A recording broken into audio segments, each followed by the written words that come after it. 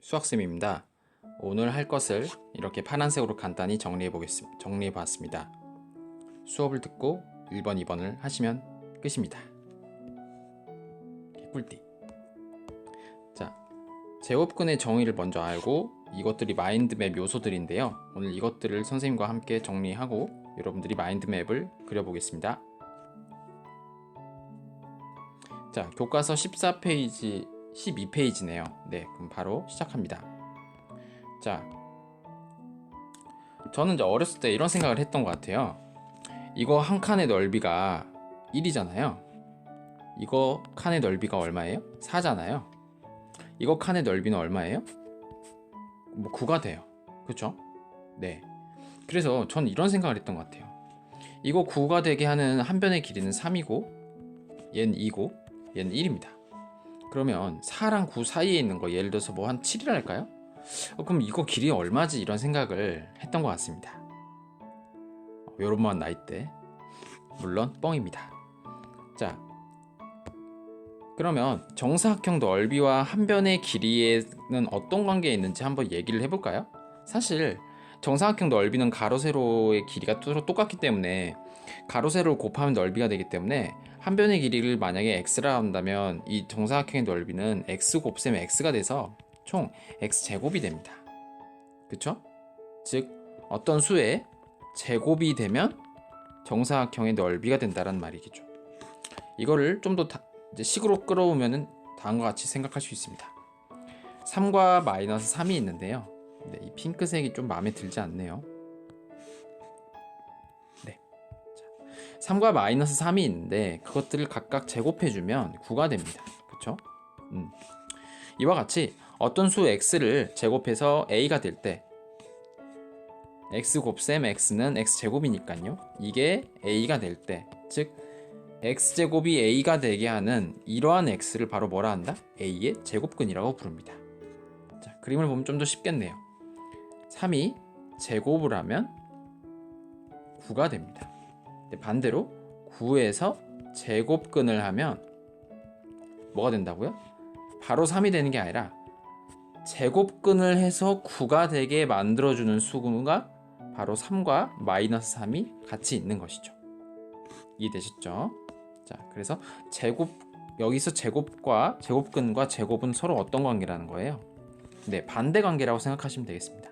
그렇죠? 제곱해서 만들어주는 수, 그 수에서 다시 돌아가면 제곱근. 아까 저희가 배웠던 그 관계도 사실은 이렇게 볼 수 있는 거죠. 어떤 정사각형의 한 변의 길이가 된다면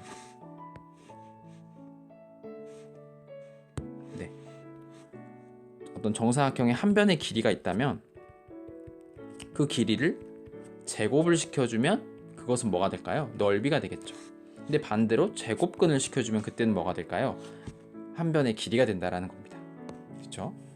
근데 제곱해서 0이 되는 수는 한편 0 곱셈 0밖에 없잖아요.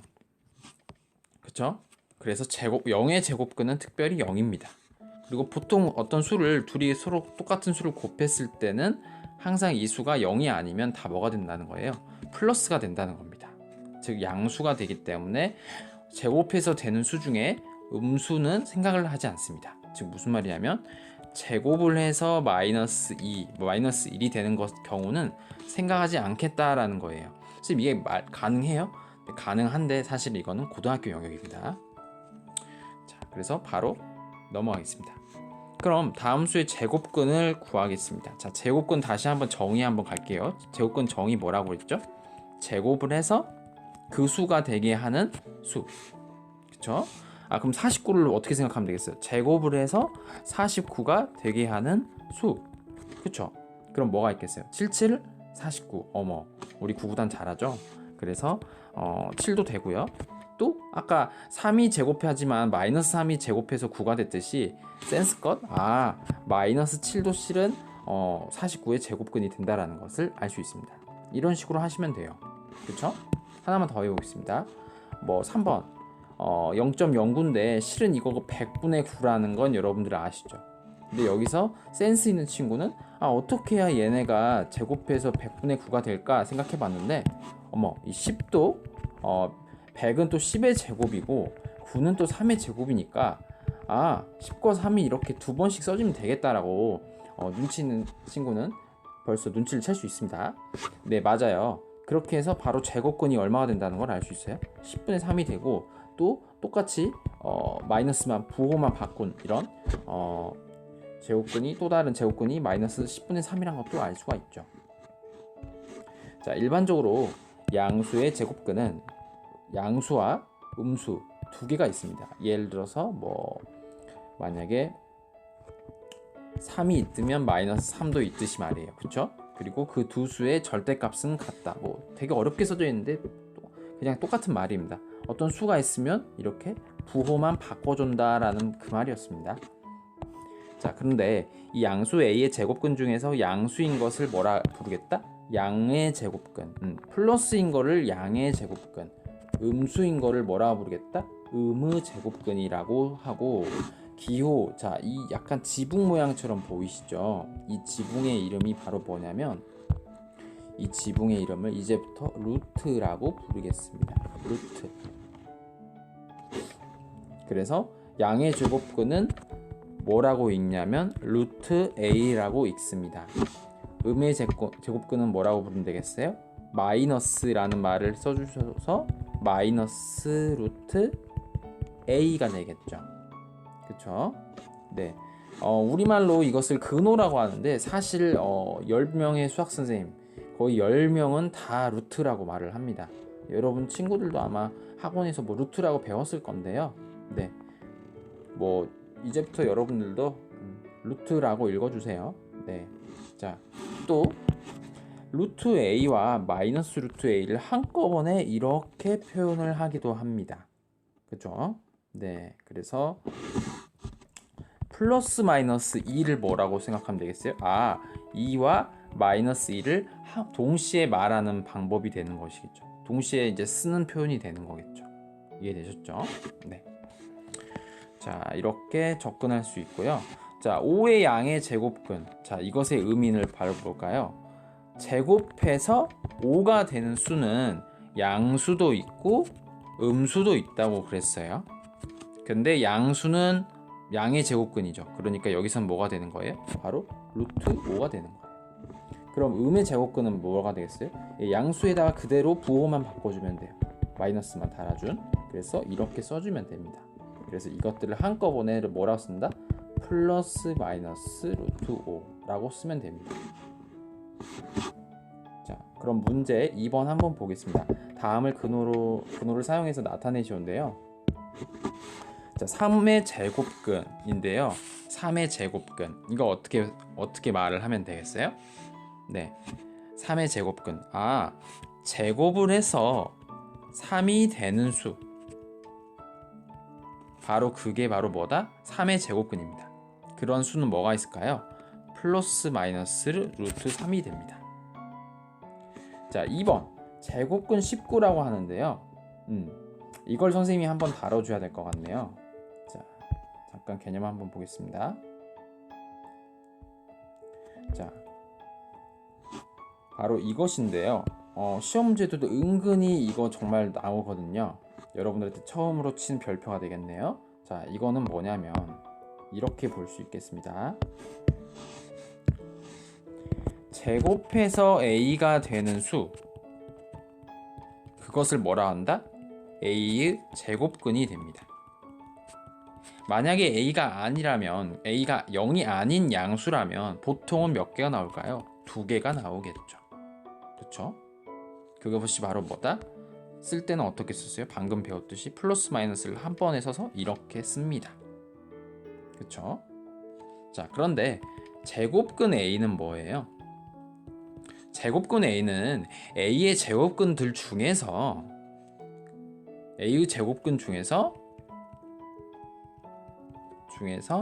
바로 뭐가 되는 수? 양수입니다, 여러분들. 이 정의가요. 그래서 당연히 한 개예요, 한 개. 그리고 이것은 단순히 루트 A를 읽는 것에 불과합니다. 루트 A를 루트 A로 읽어도 되고 제곱근 A라고 읽어도 되고 근호 A라고 읽어도 되긴 해요. 근데 제일 많이 읽는 게 사실은 루트 A라는 거죠. 즉 제곱근 a와 루트 a는 완전히 동일한 표현이다 라고 말할 수도 있습니다. 이렇게 a의 제곱근과 제곱근 a의 차이를 아시겠죠? 다음 문제. 그래서 문제 한번 2번을 한번 볼게요. 자, 그래서 0.5의 양의 제곱근은 뭐라고 써주면 되겠어요? 제곱을 했더니 0.5가 되는 수 중에서 그 중에서도 뭐다? 플러스가 되는 수겠죠. 그럼 그때 뭐라고 쓰면 된다? 루트 0.5라고 쓰면 되겠습니다. 자, 7분의 5의 음의 제곱근 뭐야? 분수하냐? 쫄지 마세요, 여러분들. 우리가 그대로 배웠던 것처럼 하는 거예요. 음의 제곱근의 정의가 뭐였죠? 제곱해서 7분의 5가 되는 수 중에서 어떤 수? 부호가 음수인 수. 네, 그럼 어떻게 쓰면 되겠어요? 7분의 5에다가 루트를 씌워서 그 중에서 음수를 이렇게 붙여주면 되겠습니다. 자, 그러면 이제 마지막으로 여러분들 중학교 2학년 때 배웠던 그 피타고라스 정리 있죠? 그 피타고라스 정리를 선생님이랑 한번 좀 얘기를 한번 해볼게요. 자, 피타고라스 정리는 어떤 삼각형에서 쓰는 거였나요? 네, 직각삼각형에서 쓰는 것이었습니다. 이런 식으로. 그럼 여기서 성립하는 그 식이 뭐였죠? 바로 네, 빗변의 제곱은 나머지 두 변의 제곱의 합이었습니다. 근데 여러분들 그 작년에 뭐 시험 문제 예상 문제 풀어보실 수도 있고 교과서 문제를 풀어보실 수도 있는데 여러분들 눈치채셨을 거예요. 아마 피타고라스 정리 쓰실 때 여러분들 여기 나오는 숫자들이 뭐 3, 4, 5, 뭐 5, 12, 13 이렇게 되게 좀 많이 본 숫자들을 계속 써먹고 있다라는 그런 생각 들으신 적 있나요? 네. 실은 그게 왜 그러냐면 여러분들이 바로 이 무리수를 배우지 않았기 때문에 사실은 선생님들이 자연수로 딱 떨어지는 이런 수를 고른 거였었어요. 이제 여러분들은 무리수를 배우셨기 때문에 과감 버퍼링 없이 어느 일반적인 경우에서도 피타고라스 정리를 쓸 수 있습니다. 자, 무슨 말인지 바로 문제를 보면서 설명을 드리겠습니다. 문제 3번 한번 보시면 여러분들 빗변의 길이를 이제 근호를 사용해서 나타내라고 하는데 이 빗변의 길이를 우리가 아직은 모르니까 우리 수학에서 모를 때는 x 이렇게 표현을 해주잖아요. 그럼 여러분들 삼각형이기 때문에 피타고라스 정리가 성립하잖아요. 그래서 이렇게 식을 한번 불러보면 어떤 관계식이 성립하나요? 네, 빗변의 제곱은 나머지 두 변의 제곱의 합이다 라고 쓸 수 있었습니다. 그러면 이 x제곱은 1 더하기 9, 즉 10이 되는 거죠. 즉 x제곱이 10이 되는 거예요. 뭔가의 제곱해서 10이 되게 하는 수는 이 수는 바로 10의 뭐예요? 제곱근이죠.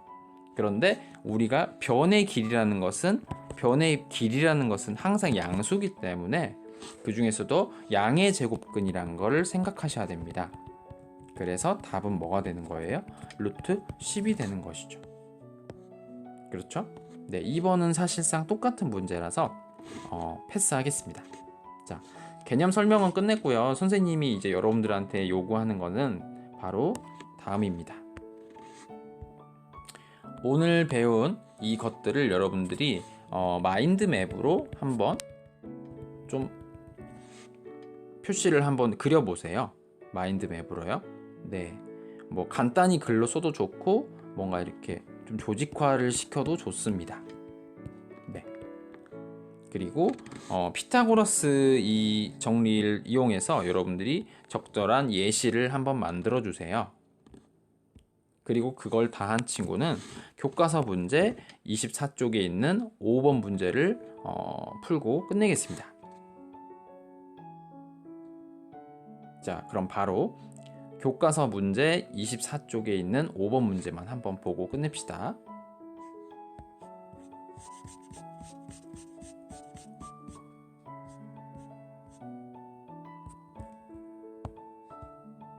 네, 바로 이 5번 문제인데요. 자, 한번 보겠습니다. 기본 문제죠. 마이너스 4의 제곱인 양의 제곱근을 A, 5의 제곱의 음의 제곱근을 B라고 할 때 A 플러스 B의 값을 구하라. 즉 A와 B 값을 각각 구하면 합도 구할 수가 있겠네요. 그쵸? 자, 어떻게 구하면 될까요? 바로 마이너스 4의 제곱은 얼마예요? 우리가 알다시피 16입니다. 그럼 16의 양의 제곱근은 얼마예요?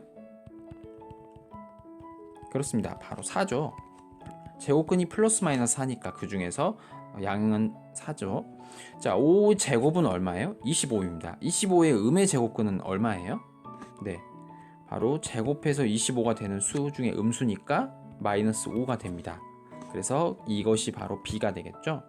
그래서 a 플러스 b는 바로 4 플러스 마이너스 5를 더해준 마이너스 1 값이 되겠습니다. 네, 오늘은 여기까지입니다.